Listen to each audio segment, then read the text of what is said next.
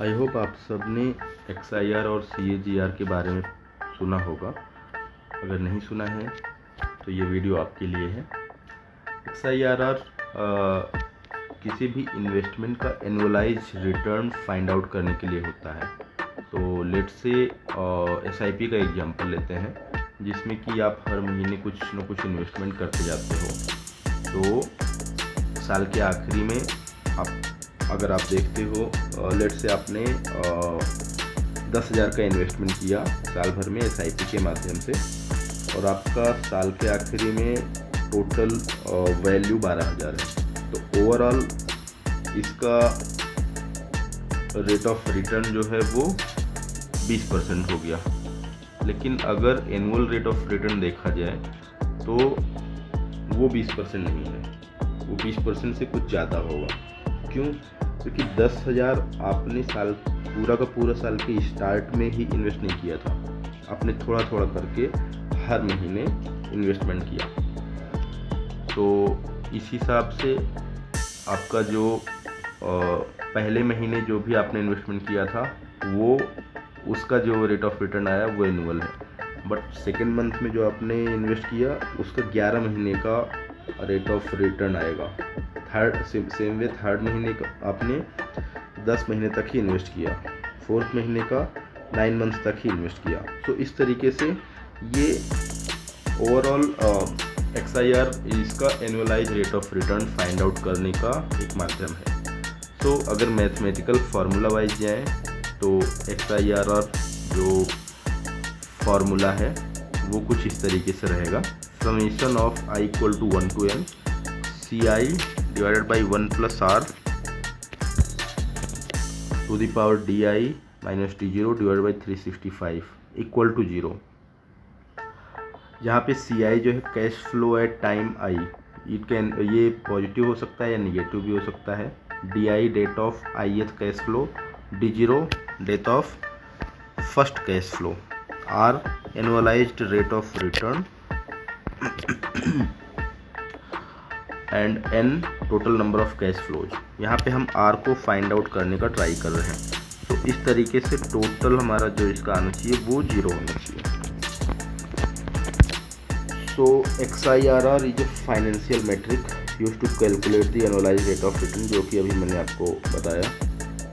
It is useful when investments are made और returns are received at different interval, unlike regular IRR। Regular IRR means इसमें आपको IRR में वो consider करता है कि जो भी इन्वेस्टमेंट किया वो अपने साल के स्टार्ट में किया, और जो आपका इंड वैल्यू मिल रहा है वो साल के आखिरी में मिल रहा है, like FD which assumes equal time periods between cash flows.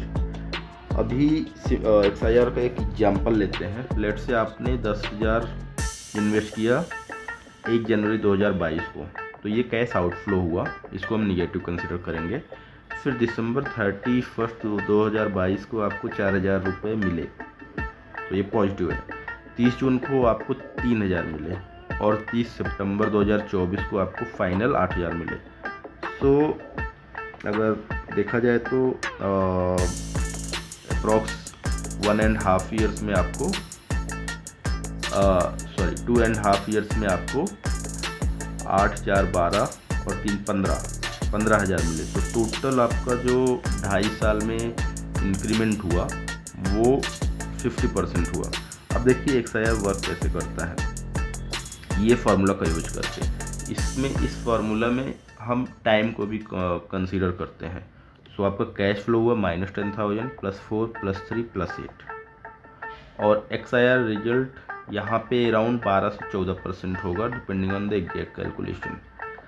XIRR जो है वो is ideal for investment where deposits and withdrawals are not regular, जैसे SIP हो गया, प्राइवेट इक्विटी इन्वेस्टमेंट्स हो गए, रियल इस्टेट ट्रांजैक्शंस हो गए। XIRR आपको एक्यूरेट मेजर ऑफ रिटर्न देता है for the time value of money with uneven cash flows. XIRR formula mathematically finds the annualised rate of return, denotes as R। So यहाँ पे formula जो हमने ऊपर लिखा था उसी का रिटर्न वर्जन है। So summation of I equal to 0 to n CI divided by 1 plus R to the power di minus d0 to the power 365 and it should be equal to 0. CI cash flow at time है, DI date of ith cash flow है, D0 date of first cash flow, R annualise rate of return, N और total number of cash flows. और यहाँ पे हम R को find out करने का ट्राई करते हैं। Explanation of this formula is like each cash flow is discounted to the first cash flow date. Term जो है DI minus D0 to the divided by 365, ये कन्वर्ट करता है difference in days between the two dates into a fraction of a year. तो जो भी duration है उसको ईयर के एक फ्रैक्शन में कन्वर्ट करता है। यहाँ पे गोल है हमारा R फाइंड आउट करने का। तो sum of all discounted cash flows और इन सभी डिस्काउंटेड कैश फ्लोज का सम 0 होना चाहिए। सो यहाँ पे R को फाइंड आउट करने का कोई सिंपल अलजेब्रा नहीं है। इसको आप एक्सेल में यूज कर सकते हो। एक्सेल में एक फार्मूला होता है जिसमें आप यूज कर सकते हो इक्वल टू XIRR और फिर फर्स्ट ब्रैकेट लगाएंगे। फर्स्ट में आपको पूरा जो भी इन्वेस्टमेंट हुआ है वो सबका सम लेना है, कॉमा करके दूसरे में टाइम लेना है। सो वहाँ पे आपको ये एग्जैक्ट एक्यूरेट डेटा मिल जाएगा। सो अब यहाँ पे अगर हम देखते हैं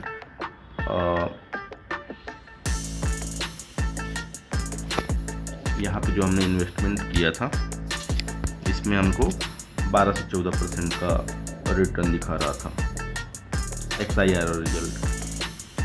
बट एक्यूरेट रिजल्ट अगर देखेंगे तो 10 का 15 हुआ है, तो 50% का रेट ऑफ इंटरेस्ट मिला है। बट ईयर वाइज देखेंगे तो year wise means annualise rate of return देखेंगे जो कि XIRR है तो वो अराउंड 12 से 14% आएगा। कैलकुलेट करके देखेंगे तो वो फार्मूला से, या फिर एक्सेल से भी कैलकुलेट कर सकते हैं, गूगल शीट से भी कैलकुलेट कर सकते हैं इसको। अभी CAGR समझते हैं। CAGR जो होता है वो ending value divided by beginning value to the power 1/n minus 1। यहाँ पे ending value of the investment at the end of the period, beginning value of investment at the start of the period और n number of years है।